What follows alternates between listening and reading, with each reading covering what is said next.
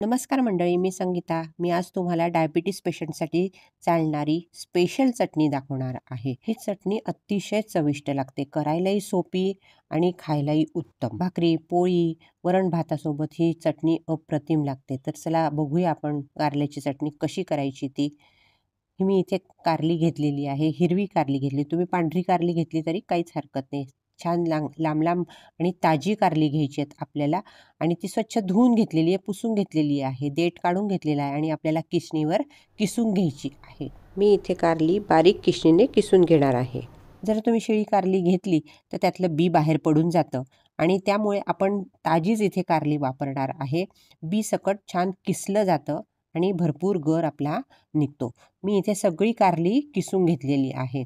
3 कारली घेतलेली आहे आणि ती सगळी किसून घेतलेली आहे. होता होईल तो जरा बारीकच आपल्याला किसून घ्यायची आहे. जाड किसणीने किसू नका, बारीक किसणीनेच आपल्याला किसायची आहे. म्हणजे ही चटणी होतेही पटकन आणि खायला झटपट आपल्याला मिळते. आता इथे 3 कारली आपली किसून झालेली आहे. त्याचबरोबर आपल्याला इथे लागणार आहे लसूण. आता लसूण तुम्ही तुकडे सुद्धा घेऊ शकतात किंवा यावर किसून सुद्धा टाकू शकतात. इथे मी लसणाच्या 5-6 पाकळ्या घेतलेल्या आहे आणि त्या सुद्धा आपल्याला किसून घ्यायच्या आहे. आणि किसायचे नसेल तर तुम्ही तुकडे घेतले तरी काही हरकत नाही, पण लसूण किसून टाकला तर त्याचा स्वाद चांगला उतरतो, म्हणून मी इथे त्याच किसणीवर लसूण किसून घेणार आहे किंवा ठेचून घेतला तरी काहीच हरकत नाही. आता आपला लसूण सगळा किसून झालेला आहे. तुम्ही बघू शकता एवढा आपल्याला लसूण याला लागणार आहे. आता मी एक तवा ठेवलेला आहे, लोखंडी तवा घ्यायचा आहे आपल्याला आणि त्यावर मी तेल घेतलेलं आहे.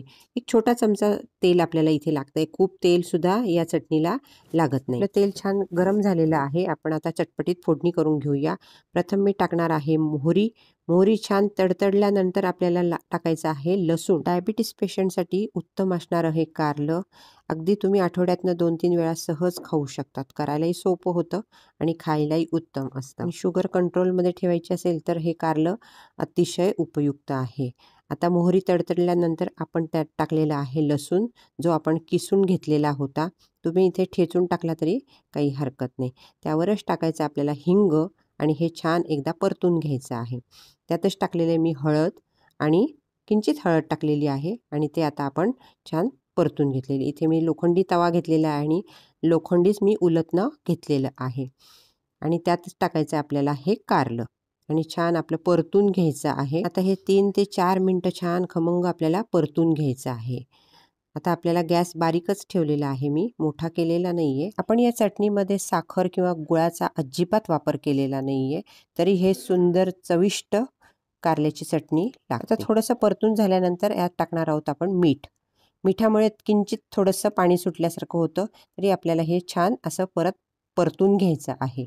हे बघा, तुम्ही बघू शकता छान आपण परतून घेतोय. आता ही कारल्याची चटणी करत असताना आपण अजिबात ही कारल्याची चटणी झाकून ठेवायची नाहीये, ही आपोआप शिजते.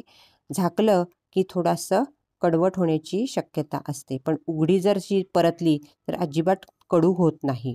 हे बघा, तुम्ही बघू शकता आता यातलं पाणी सगळं संपलेलं आहे आणि छान आपण परतून घेतो आहे. आता यात फक्त आपल्याला तिखट टाकायचं आहे.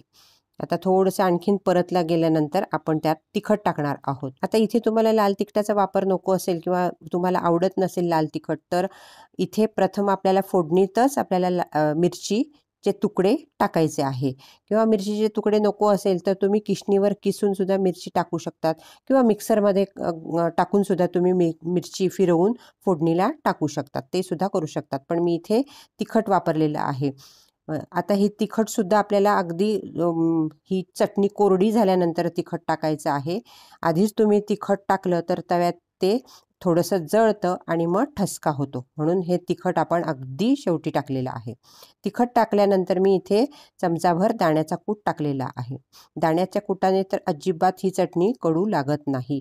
अगदी 2-2, 3-3 कारले आपण खाऊ शकतो, इतकी सुंदर ही चटणी तयार होते आणि भाकरीबरोबर तर ही चटणी खूपच उत्कृष्ट लागते. हे बघा, आपली चटणी आता तयार होते. तरी मी यानंतर 4 ते 5 मिनटं छान हिला परतून घेणार आहे आणि ही जशी जशी आपण परततो तशी तशी या कारल्याच्या चटणीचा कडूपणा अजिबात नाहीसा होऊन जातो.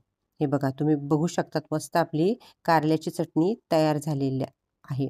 आता इथे तुम्ही फोडणीचं तेलसुद्धा यावर घेऊ शकतात किंवा कच्चं तेलसुद्धा यावर घेऊ शकतात किंवा काही नाही घेतलं तरी छान लागतं. हे पोळीशी भाकरीबरोबर खाऊ शकतात किंवा वरण भाताबरोबर सुद्धा ही चटणी तुम्ही खाऊ शकतात. तुम्ही बघू शकतात काय सुंदर चटणी आपली तयार झालेली आहे.